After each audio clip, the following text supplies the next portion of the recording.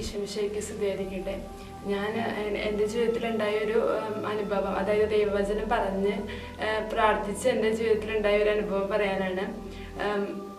എൻ്റെ അപ്പച്ചൻ 20 വർഷം മുമ്പ് മരിച്ചു. അപ്പോൾ ആ സമയത്തൊക്കെ ഞങ്ങൾ തറവാട്ടിലായിരുന്നു, ഓട് വീട്ടിലായിരുന്നു.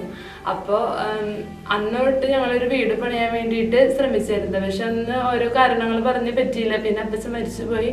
പിന്നെയും കുറേ കാലങ്ങൾ കഴിഞ്ഞ് ഓരോ ഫ്രണ്ട്സൊക്കെ വീട് പണിയുമ്പോൾ അങ്ങനെ നമ്മോട് ചോദിക്കും, നമ്മൾ ഇന്നമ്മ ടെറസ് വീട്ടിലേക്ക് മാറാന്ന്. അപ്പം ഞങ്ങൾ അന്നൊക്കെ നോക്കിയായിരുന്നു വീട് പണിയാനായിട്ട്. പക്ഷെ ഞാൻ അങ്ങോട്ട് അങ്ങനെ ചോദിക്കും, വേറെ ഒന്നും അങ്ങനെ ഇതാക്കാറില്ല.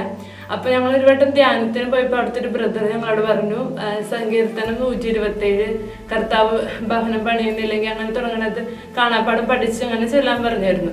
അപ്പം ഞാനതങ്ങനെ ചെല്ലാറുണ്ട്. അപ്പം പിന്നെ വിശ്വാസ പ്രമാണമൊക്കെ ആ പറമ്പിന് ചുറ്റും എല്ലാ ദിവസവും ചെല്ലാനൊക്കെ ആ ബ്രദർ പറഞ്ഞായിരുന്നു. അപ്പം അങ്ങനെ ചെയ്തു, അങ്ങനെ തുടർന്ന് പോയാണ്ടിരുന്നു. പിന്നെ കുറേ നാൾ കഴിഞ്ഞപ്പോൾ ഞങ്ങൾക്ക് തറ പണിയാൻ പറ്റി. പിന്നെ അതും അങ്ങനെ കുറേ നാൾ കിടന്നു. അത് കഴിഞ്ഞ് പെട്ടെന്ന് ഞങ്ങൾ പോലും വിചാരിക്കാത്ത സ്പീഡിൽ വീടിൻ്റെ പണി കഴിഞ്ഞു. അതും പണിത് വന്നപ്പോൾ ഞങ്ങൾക്ക് പോലും അതിശയം, അത്ര വലിയ ഒരു ഭവനാണ് ഞങ്ങൾക്ക് ലഭിച്ചത്. അപ്പോൾ ഒന്നും ഇല്ലാണ്ടിരുന്നിട്ടും എങ്ങനെയാണ് അത് നടന്നതെന്ന് ഞങ്ങൾക്കറിയില്ല. അപ്പം ആ വചനം എന്നൊന്നും ഞാൻ തീരെ ചെറിയ കുട്ടിയായിരുന്നു.